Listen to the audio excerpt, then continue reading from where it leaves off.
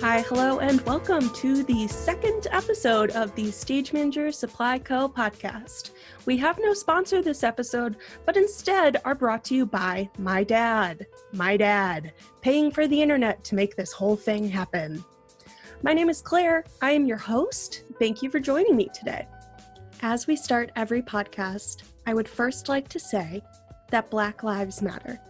And second, that I'm creating this content on the traditional lands of the Kickapoo, Peoria, Potawatomi, Miami, and Sioux tribes. We will always start the podcast acknowledging the inequitable landscape and history of the United States, including, but not limited to, the fact that we are a country built on stolen land and developed on the backs of slaves. Stage Manager Supply Co. is my own attempt to bridge generations of systematic racism and oppression by making stage management arts education much more accessible. 2 disclaimers before I introduce today's guest. Disclaimer number 1. The views and opinions expressed in this podcast are those of the host, that is me, Claire, and the guest, and do not reflect the official policy or position of any other agency, production, organization, employer, or company. The host does not presume, disclaimer number 2, to be any sort of singular voice for stage management or stage managers. The views and opinions expressed by the host are extremely limited to the scope of her own experiences and are being widened each and every day. So now that we've grounded our work in the reality of the world around us, let me introduce you to our guest. Our guest today is Richard Hodge, nickname Hodge. Hodge is an equity stage manager originally from St. Louis, Missouri, where he attended the now defunct Tarico College. He has an amazing resume of credits, including working off-Broadway at the Barrow Street Theater as the original PSM of Sweeney Todd, Our Town, Bug, and more. He has worked off-Broadway at Theater for a New Audience, Playwright Horizons, Classic Stage Company, Lincoln Center, and The Atlantic. At The Atlantic specifically, he was the original PSM of The Band's Visit, and then transferred the show to Broadway as the PSM. His other Broadway credit is for The Sound Inside, which is where I was lucky enough to meet and work with Hodge for the first time. He has quickly become one of my go-to mentors and bosses, even though he's a St. Louis Blues fan. Hodge, thank you so much for joining me today. Oh, thank you very much for asking me to be here. Oh, I'm so excited. And we were just talking about baseball before we started. I will say that the Sox beat the Cubs astronomically in an exhibition game like last week. And so watch out is all I'm saying. I was telling you last year, it was like the White Sox are on the rise and they got a really good future coming. Yeah, they really are. How are you holding up during quarantine?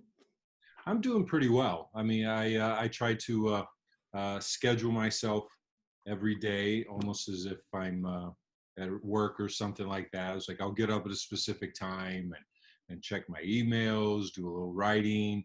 I'm trying to learn how to play guitar. If Kim is in the bedroom, my wife, at like 12 o'clock, I kick her out and tell her I have a room for guitar class. And it's been nice. She's been here. My daughter Kiara's been here, and we do things to entertain ourselves and also have our own time to ourselves as well. Yeah, I mean, I'm sure there's an overload on family time. We can. Well, let's start off, Hodge. Will you tell me like a little bit about yourself, where your journey to stage management started, and your time growing up in St. Louis? Okay. I didn't initially start out to be a stage manager. I didn't even know that was a career or anything. My family, we didn't go see theater or anything like that. But I always remember when I was in first grade, I saw my older brother do a school melodrama where he was the villain, with the mustache, and the lady got tied to the train. He said, "Nyak, nyak, nya," a lot. And I thought, oh, this is what I want to do. I want to be an actor. So I always thought that's something I wanted to do. And, you do the junior high things. And high school, I didn't do any theater because I was playing soccer and tennis. And And during Flow Valley, it was a community college I went to prior to Tarkio. I was still pursuing acting, but I learned how to become an electrician, a carpenter. So I got a lot of skills like that because I thought, oh, that might be useful for me one day. And the first time I encountered a stage manager, she just yelled at everybody. She yelled at the cast, she yelled at the crew, and I could see like nobody liked her. And the cast didn't listen to her because they were being yelled at all the time. And I thought, oh, this is a drag. And then another person where I was working with as an actor, he was just very nice and kind.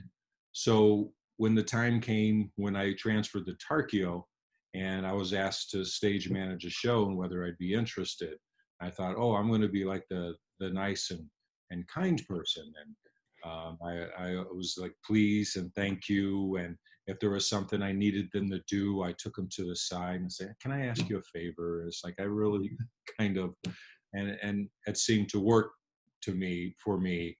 And I felt better about doing that. And so after that one show, I got hired to be assistant to the stage manager for a summer stock, the Mule Barn Theater. And after one show, they decided they needed another equity stage manager. And having only stage managed once before, I got my equity card. Amazing. I know it's infuriating to a lot of people who work No. hard. And there was this guy from New York City who was a director who liked me as the ASM. He spent many years as Barkley the dog on Sesame Street, Bruce Connolly, and then I was equity stage manager. I mean, and then to be fair, it was like the person who was ahead of the department as far as stage managing really did all the work. You know, I would just the day-to-day rehearsal stuff. She did all the paperwork and stuff like that, and that's how I initially got into it. And then I went out to LA to pursue acting, did tech work at UCLA, and then one day decided I wasn't an actor and try that stage management thing again. And then I found the Barn Theater in Michigan for a summer stock, and that kind of led me to New York and getting into stage managing. So let me ask you about your time doing summer stock, because I think summer stock is really a place where you learn the skills quick and dirty. You gotta figure it out. You gotta use 2 pieces of tape to make a prop at all times. Are there skills that you learned in summer stock that you still use to this day? Totally. I think the thing that summer stock taught me the most is doing things fast and getting them done. Because at the barn we would tech, start tech like 7 o'clock at night. Go through the show until like 1 a.m. Tuesday afternoon, you'd do another run through after going over notes with the lighting designer in the mornings, and then you're in front of an audience Tuesday night. So you had to learn how to call a show very quickly. And so there's things like I learned there that I still, because I want every cue and everything to be perfect as far as the notes I'll take and write down in my script as far as this leads to this and this. And then I had to learn to trust that note I took, that even if I don't remember what it meant at the time, it's like, it says to flip the switch here. It's like, all right. Yeah. I got to trust that note. So, and then when I got my first show in New York City at the old WPA, and they told me we had like 4 or 5 days of tech, I said, why? And the managing director, she said, oh, because that's the time it takes. And I was like, oh, okay. Cool. And then I got into the tech, and the lighting designer was like, all right, raise that 5%. Take it down 2%. And I was like, oh, okay. Now I understand what's happening here. So yeah, the summer stock was really good training for learning things fast and getting them done. Yeah. So when you moved to New York, did you move because you had a job, or did you move there hoping to jump into the theater scene? I didn't have a job. My second summer at the Barn Theater, I had met someone, and she wanted to move to New York City. I was going to move to Chicago. I had some friends in Chicago and Mhm. close to St. Louis. And prior to that, I had been living in Los Angeles. And after 4.5 years there, it was like it really wasn't my kind of city. So I decided to leave, and I was going to go to Chicago due to the people I met at the barn. She wanted to move to New York, so we moved to Jersey City. Um, I fell in love with the city, and after like 2 months of playing Super Mario Brothers and doing nothing, I got a job with a ballet doing the Nutcracker as an ASM, and then TheaterWorks USA, and then I continued doing like comedy clubs and doing some tech work here and there before I was able to do stage management full time. So I moved here. I didn't have a job Sure. at all. I had never been to New York City, but loved it Sure. immediately. So something that I know about your career, Hodge, and that I want to know even more about is your time at Barrow Street, because that feels like it became your creative home very quickly in New York. So how did you link up with the people at Barrow Street? What are your memories of your time there? The memories are great. Um, I got really fortunate that that I hooked up with Scott Morphy in 1998. I interviewed for this job for the show Killer Joe. Tracy Letts wrote it. Michael Shannon was in it, and Michelle Williams, and great people involved in it. And Scott Morphy was one of the producers on it. And me and him developed a really good relationship. And then he produced another show at the Soho Playhouse called Underneath the Lento, and he was looking for a theater of his own that wasn't a rental. And he found the Barrow Street Theater because my wife was at a bris, and she met someone there, and she says, "I'm looking for someone to take over the lease of this theater." She says, "I know a guy," and Scott showed me the space, and I thought it was awesome, and so I kind of became like their go-to person. If they had a show they were producing, I was very fortunate enough that he would ask me, and then he partnered with Tom Wirtschafter, and they just produced great shows. They had Bug, and then Orson Shadow. They had Our Town. They had Tribes. Things I'm forgetting. Adding Machine, and they did it consistently, and they did commercial runs. Um, and it was kind of home. We would play soccer in the gym upstairs. We'd hang out there, and we had the bar, the AOC, where we get half off drinks. Well, there was a lot more at the time, and I didn't have a family yet where we were just hang out and drink. They locked the doors. We continued to drink, and a lot of great people came through there, and it was just really good work was done there. Really great people, and it was awesome. I miss the place. It was really great. Yeah, it's sad that it is no longer there. Yeah. Um, Something I want to ask about, because I am genuinely curious. I know that one of your main collaborators, if we'll say, is Mr. David Cromer, who directed The Band's Visit and The Sound Inside. Did you link up with him at Barrow Street, or where did you two That meet? was at Barrow Street. That was Orson Shadow. That was their second um, production that they did there. And then thankfully he hired me again for Adding Machine, and so it's been a very I'm very grateful for the relationship I've had with Cromer Yeah, in all these shows, and and as far as a director to work with, besides just like being brilliant, he's really, as you know, just fun in the room. He's smart, he's intelligent, and I have complete confidence. Anytime there's a problem, it's like he's going to work that out, Yeah, no matter how. Yeah. Like there's times every now and then he'll turn to me and says, "We've been in tougher jams than this, Hodge." Drinks. Yeah. So speaking of Cromer, let's talk about the band's visit. The people want to know, what was that process like, starting a show off-Broadway at the Atlantic and then moving it to Broadway and then handing it off to a tour? Overall, what was that process like for you as the PSM? Um, it's pretty awesome to start out with. Me and Ashley Rose we did one of the workshops. There was originally some other director, I think, but that didn't work out. And then David was doing it, and he brought us on.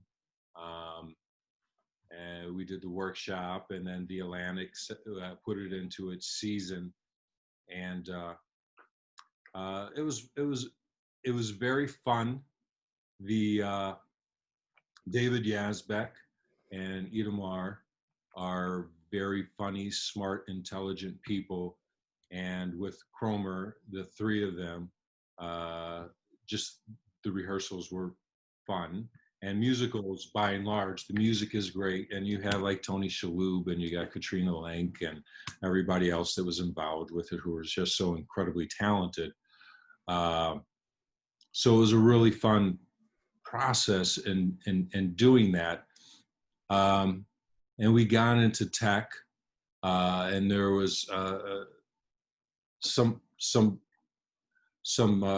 problems technically here and there. We had a turntable that didn't work.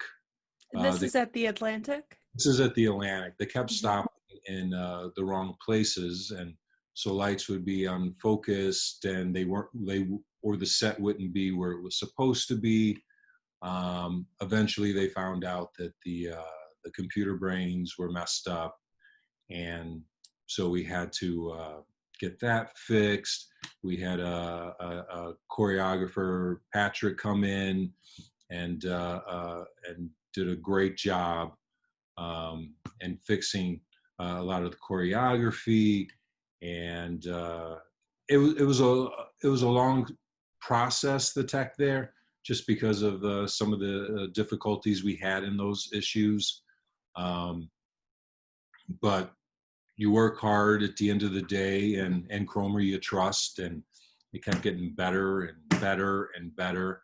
And then by the time we opened, people just was like, "Oh my God, this is fantastic!"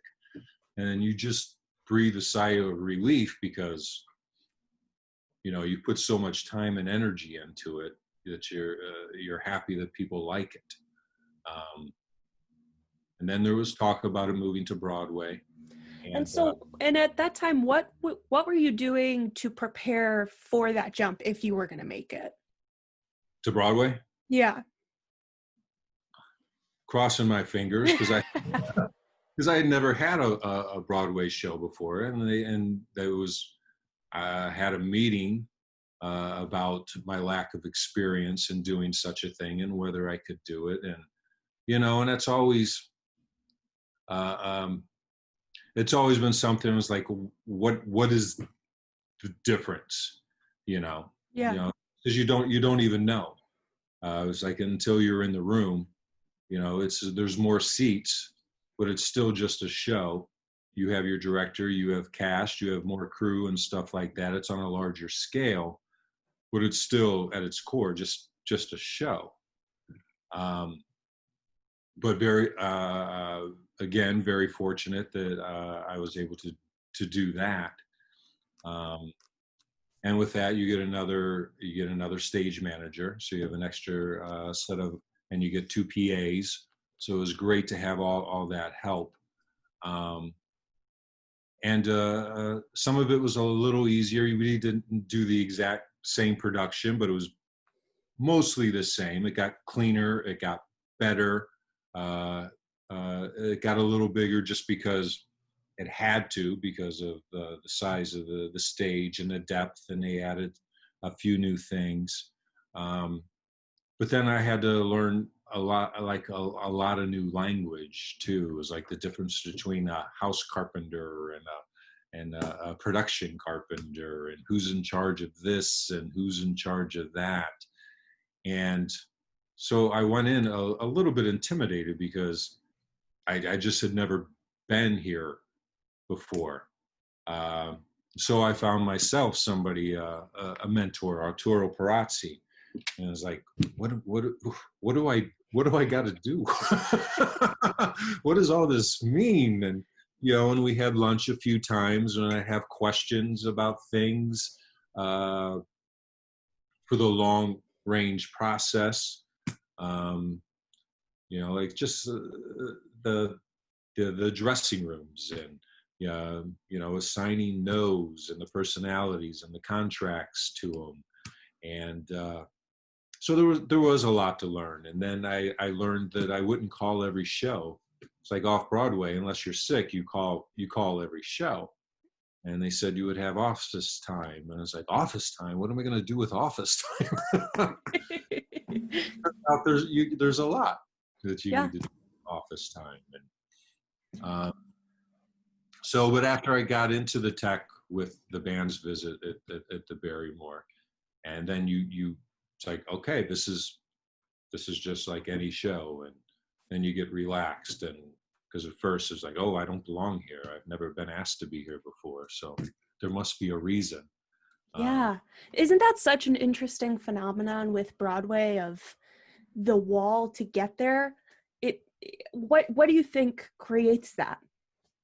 I don't know, because there was times, it was like Tribes won the drama desk, and I was talking to a couple people who on some live event who worked on Broadway. I was like, oh, very excited. My show, they like, what have you done in the past years? Like, and Tribes won the drama desk. And they're like, oh, what's that? And I was like, this play. It was like, they had no idea what goes on off Broadway. But it could tell you like the last 10 shows that played at the Brooks Atkinson or something like that. And vice versa. I have no idea like the name of the theaters, or it's like, oh, so and so. It's like I didn't know. It's like somebody talked about Lincoln Center being Broadway. This was a long time ago. It's like, it's Broadway? It's not in Times Square. What do you it's Broadway. It's all the way up in Columbus Circle. You have to be lying to me. So there is like this line, this wall of off-Broadway, Broadway, that because you're a baseball fan, and you always think like, oh, you start at single A, you work your way up to triple A, and then you make the major leagues. And that is not to say off-Broadway is not the major leagues. It definitely is, but you see a progression of stuff. But in theater, there wasn't that. It was just like, you're an off-Broadway stage manager, and we don't know if you can do this. Yeah, that versatility, it's a theme that I'm finding with my guest, Lindsay, who was my past guest, was talking about. She got stuck very early in her career as a PSM. Like at 23, she was an off-Broadway PSM. And breaking out of that mold can be difficult.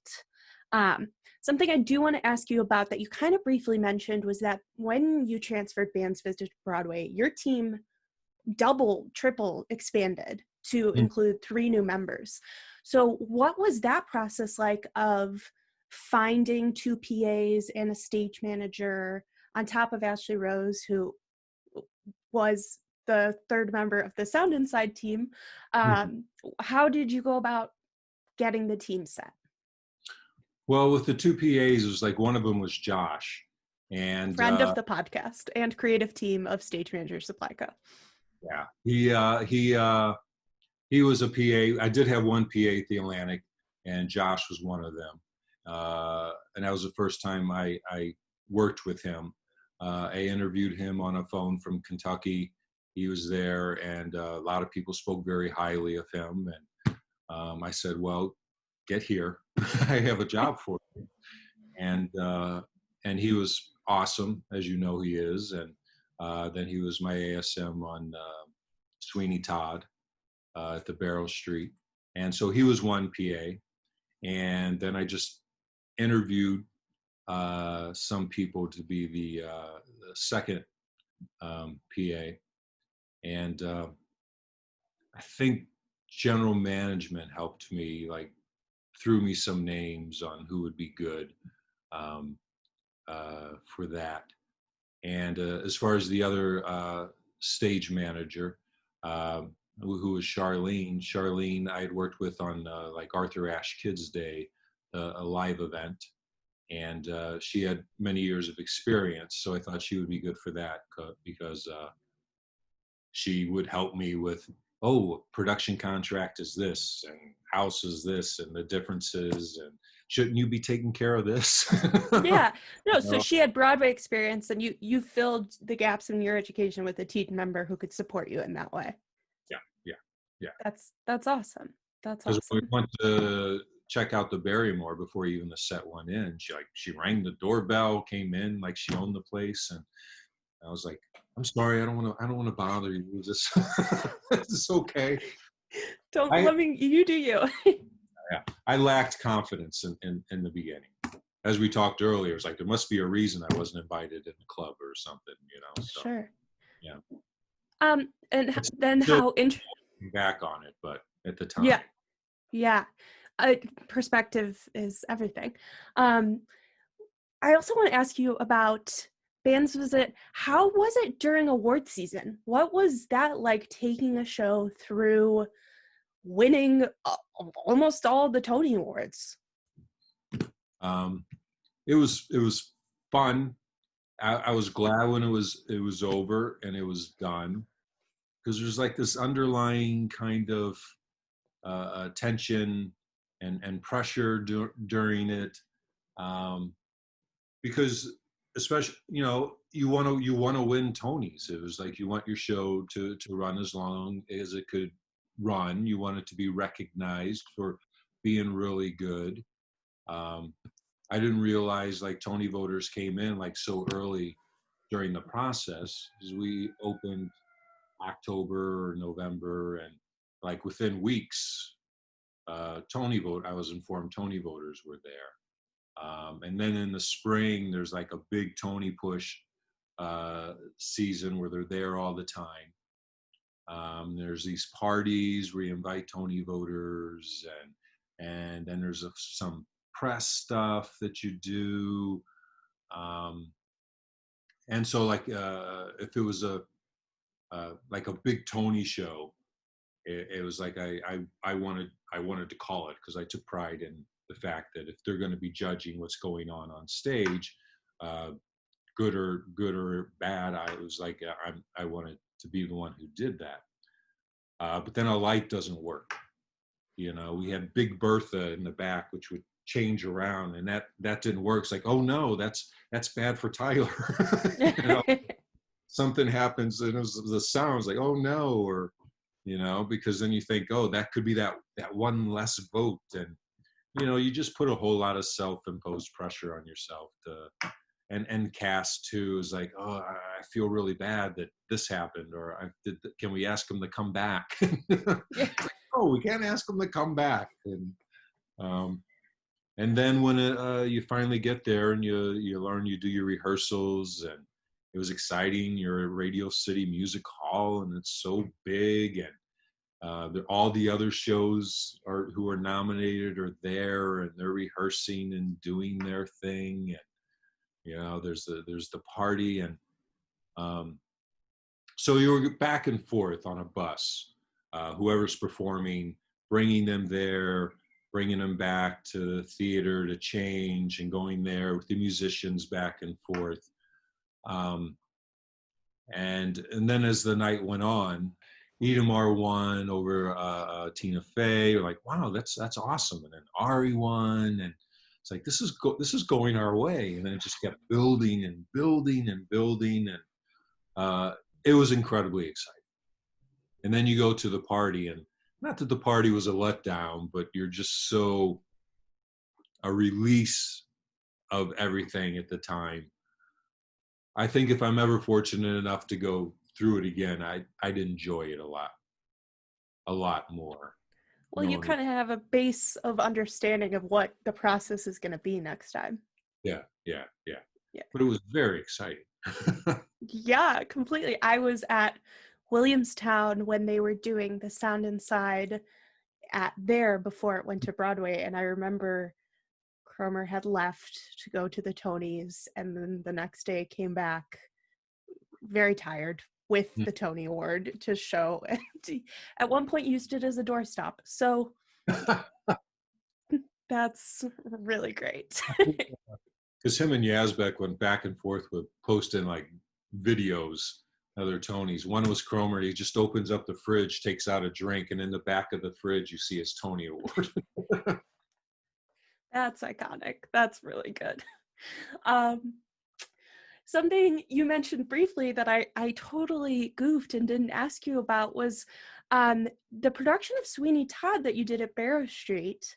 Um, that was really well renowned as well. What was that process like? Mentioned you worked with Josh again on that. How did that it was immersive, I would say. It was an immersive show experience. Totally. They made Barrow Street into a working pie shop.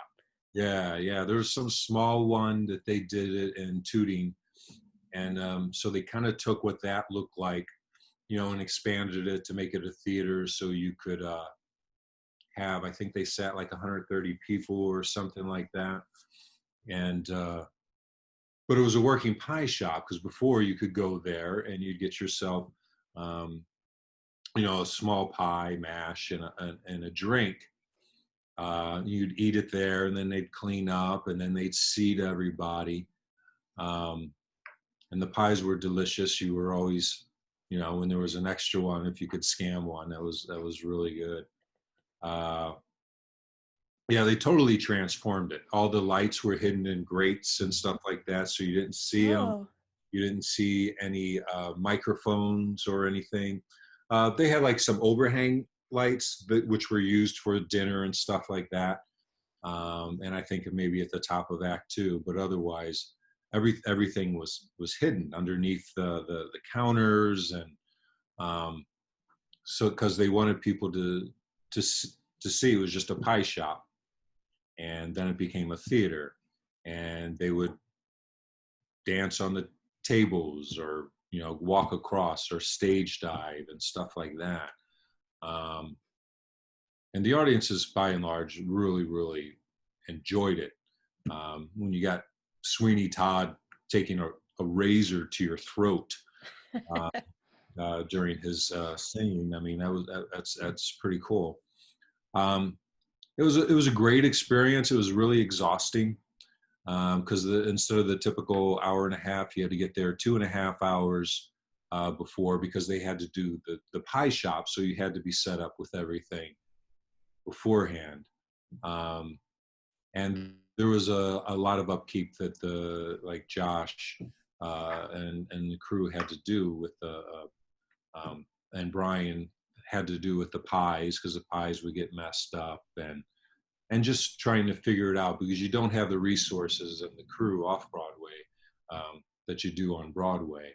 Um, on Broadway, if something breaks, you tell them, it's like, hey, this is broken, and they get it fixed before the next show. Off Broadway, you tell Brian or Josh or yourself, and you guys got to make sure that it's fixed before the next show. The Sweeney Todd was really interesting. It came on the heels of the band's visit, and like immediately band's visit closed, and we were in first rehearsal for that, and Josh went with me. But they had done it there, and it was mostly the British cast with a few of the Americans that were put in. I was proud of the production. I mean, I think it was really great, and um, yeah. yeah, something you may have mentioned to me before was that the once you opened the show. And for people who may not know or be listening and not stage managers, once you open a show that's going to have a longer run, you need to start training understudies and replacements and put-ins. So can you talk to what that process was like for you and the team? For Sweeney Todd? Yeah. Yeah. Well, we had our weeks of rehearsal, and then we did our tech for that.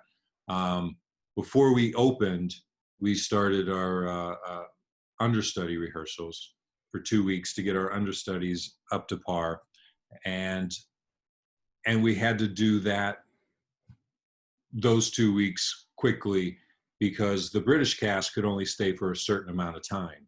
So after 2 weeks of rehearsing the understudies and getting them up to speed, then we jumped into the American cast who were going to replace the British cast.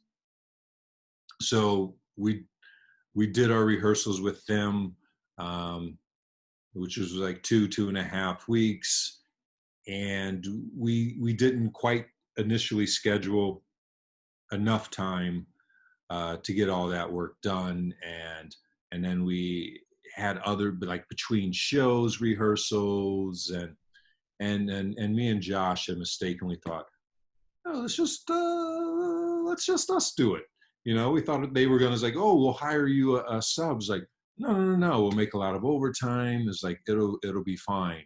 But then we found ourselves there from 9:30 in the morning till like 11:30 at night Yeah. and then in retrospect, we were like, let's don't do that again. That didn't work out because we didn't get a break, and we'd rehearse between shows upstairs with the new cast. So then we had like 4 weeks of that, and then the American cast went on. So that was like 3 months of just like nonstop That's rehearsal. like 3 months of tech. You are always on. And I talk a lot about, like, you have different muscles that you use in rehearsal, and you have different muscles that you use in tech, and then different muscles in the show. And to flex all of those all the time is can be exhausting. So major props to you for coming out the other side. Yeah. I was tired at the end of it. I wanted to go to bed.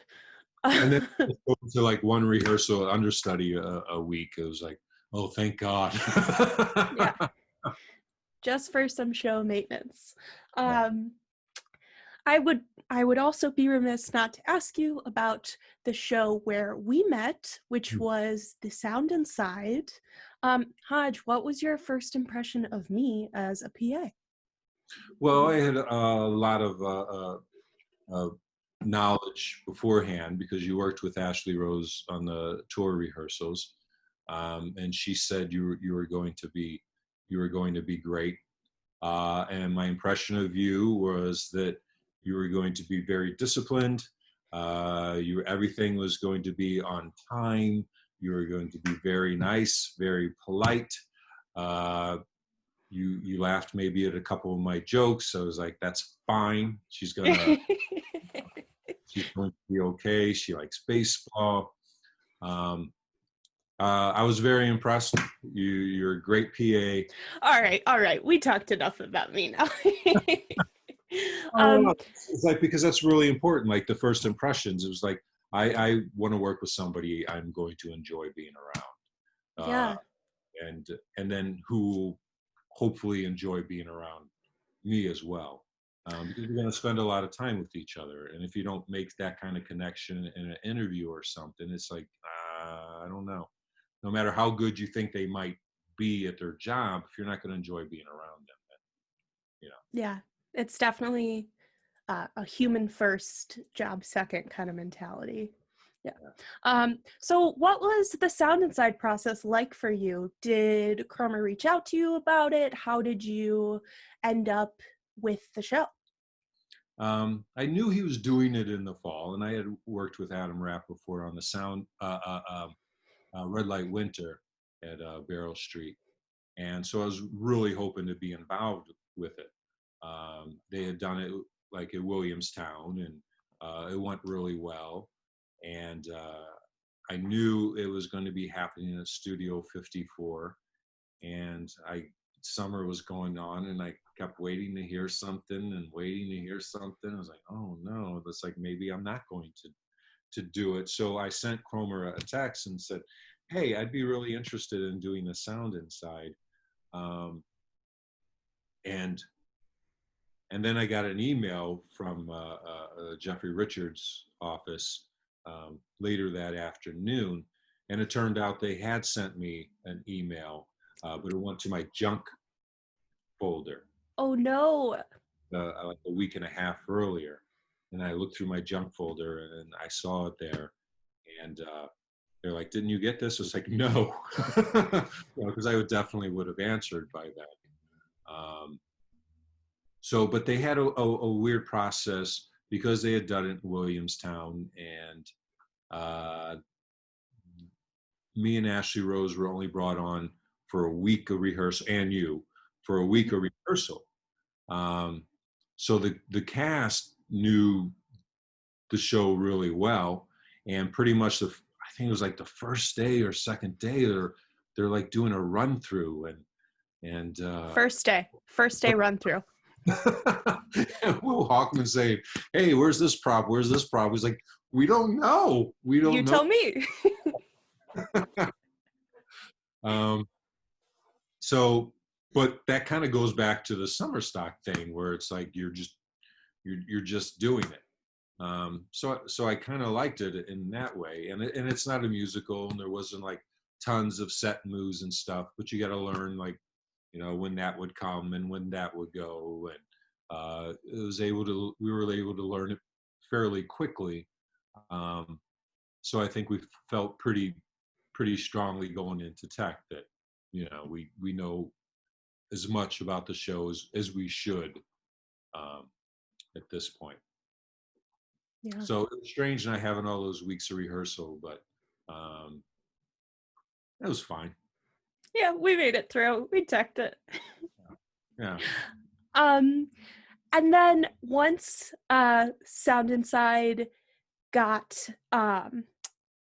open up on its feet, I have to tell listeners of the pod that Hodge was the one who gave me my equity card. Hodge put enough trust and faith and belief in me and said, I think you can sub, I think you can do this, and really gave me a hand into being an equity stage manager, which I can never thank you enough for, ever. Well, you earned it. It was like, I totally knew you could do it, and you knew the show better than anyone else that I could possibly have gone out and hired, and you earned it, and I was glad to do so. Thank you. That means a lot to me. I'm bad at accepting compliments, but I thank you. How is the process of maintaining a show once it's open? What are some of the challenges that are different than the rehearsal process or tech that is just in show maintenance? Well, the maintaining the show, right? Yeah. Well, you have to worry about the set is one thing. You want to make sure that's all working, and you usually have a great crew, and the crew does all that. Cast wise, Cromer specifically is very specific in every note he gives, and I try to keep some notes about what he says about certain situations and this and that. And so like when I watch the show, I'll see how it's going, and how if it's getting longer, if it's getting shorter. But there's also sometime, the show that ends is not the show that usually is there on opening night. And I feel my responsibility is to the director and to the show that the director wants. And opening night is what I'll usually use as my signpost, unless the director comes in and gives some notes. And then so you'll like mentally change. It was like, oh, this is okay now, or that's okay. Actors deep in a role and doing the same thing every night, it might start veering a different way. And if it's important, I'll say, hey, this has kind of gotten a little bit like that, and I always let them know if during a discussion of it. It was like I always acquiesce to the director. Is like, well, they'll say, well, the director told me this, so that's why I'm doing that now. So I try to make sure that they hit all their signposts along the way and are getting there. And if they do something different on one night, I'm just not going to. I don't want to constantly harass actors like, oh, you did that wrong or you did that wrong. It's like, I don't think that gives you a good relationship with the actor. And I don't think it's beneficial to the show as well, because it could be they were suppressing a sneeze, or they just had an idea in their head and wanted to try it, and they've already said, no, I can't do that. So to constantly be giving them notes, I think just makes it a contentious relationship, and it doesn't give, the actors don't give as strong performance as if they give a little breathing room to be confident in what they're doing. And some actors don't want notes from a stage manager. I'll give them if I feel it's necessary. And then there's some actors who constantly want notes. And it's important with understudies. You have to make sure they're ready to step in, and whoever's on stage with them, it's a different person, but they're picking up their cup here, they're closing the door there, they're exiting on this line, and their intention is clear as the other person. So I just try to keep it within the area which I think the director wants it. Yeah, and that takes some real artistry to know how to. You're kind of the conduit of the director's creative vision once the director is gone, or not there every day. They may still visit, whatever. That takes a creative eye. And there's sometimes I'll see something, and I'll email the director and say, hey, this is kind of happening now. Do you mind, or do you care? And if they say, yeah, they should be doing this, and I'll say, hey, I spoke over this, and this is what should be happening. You've gotten away from that. Or they'll say, no, I don't mind that. And then you just let it go, and then you never bring it up. That's totally fair. Hodge, I want to ask you one more question as we wrap this up. I don't have a good title for it yet. I've changed it from Tech Week Scaries to Production Scaries. Do you have a funny, scary, amusing, classic, outrageous story from a production that you would like to share? Like when you ask that, like there's two things that come to mind that are interesting to me, as far as like if I've ever told a story about tech. It's usually these two things. Please. The first one was underneath the lintel at Soho Playhouse. And the reason for that was our first day of tech was September 11th. And so you go into tech and all the news is happening, and some people just wanted to work. And Scott Morphy's like, go home. It was like, because, the production management was like, well, I want to be ready for when it happens. It's like, so I was helping with some cable and stuff, because off-Broadway, that's what you do as a stage manager. You just, especially in the old days, it's like you just try to help everything out and make sure it gets done. And then I was like, no, we got to stop. This is serious. So we stopped that. And then it was like a week or so before we got into tech. We were down on Spring Street, so we were close enough to where you could feel it. Yeah. But more so is a Bug at Barrow Street. There were some differences that were happening, perhaps between a cast member and a director during the rehearsals of that, and trying to figure out a way to everybody on the same page. And we were doing our final dress run through before our first audience. And at intermission, the actor was informed that she could go home.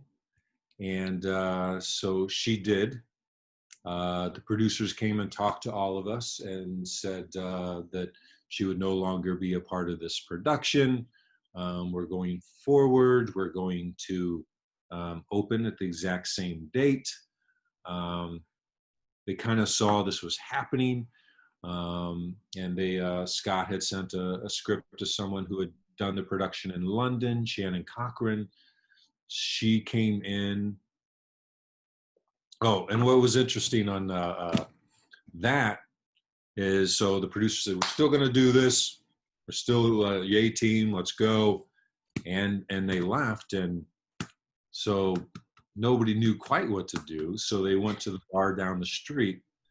And up until that point, because of the tenseness in the room, there wasn't a whole lot of bonding that kind of happened. But they all went down there and drank, and they hung out, and one by one, everybody from the tech room went down there, and some people would come back because Tyler, the lighting designer, was still working, so I was still working, and they'd be a little drunker each time they came by. And then finally, me and Tyler was like, well, let's shut down. Let's go there too. And it was like the first time that everybody had just like really like talked and hung out. And it ended up being like a great night as far as that goes. And then Shannon came in on Monday morning. We teched Act 1 with her during the day. We ran Act 1 at night. And then on Tuesday, we teched Act 2 with her during the morning and ran Act 2 at night. Wednesday, we did our first run through. And then Wednesday night, she was in front of the New York Times and critics and everything. Wow. Yeah. It was so incredibly excited. And she just blew them away. And then that weekend, we had our reviews, and they were awesome. And I didn't even go to the party afterwards. I was like so glad it was done. I went and hung out with friends from a carnival show at Soho Playhouse, and me and Kim were drinking there, and company manager came running in and says, oh my God, it was like the reviews are this. And this is 2004, and we're trying to bring up the review on the internet so she could show us, and it was buffering, and finally couldn't. It was like, well, let's go drink. That's the answer, it seems, to most theater problems. Yeah, I mean, just to go from like the lowest of lows to the highest of highs in a matter of a week was pretty awesome as far as like a tech experience goes. Yeah, that is a great story, truly. Hodge, unless there's anything else you want to talk about, this has been amazing. Oh, great. I enjoyed it. I always enjoy speaking with you. Same here. With that, we have come to the end of episode 2 of the Stage Manager Supply Co. podcast. Once again, brought to you by my dad. My dad, teaching me how to golf during quarantine, and I kind of like it. A huge thanks to Hodge for sharing his experiences with me, and a huge thanks to you for listening. I am still on my quest to become the Howard Stern of arts education accessibility, and one day I hope I will get there. At the time of recording, the podcast is currently only available on YouTube, but I am working on getting it up on all podcast directories soon. If you are watching on YouTube, feel free to like, comment, subscribe, and ring the bell icon so you'll never miss a new podcast. And if you're listening on Apple iTunes or Spotify, feel free to rate and review us. Thank you again for listening, and I will catch you on the next one. Bye!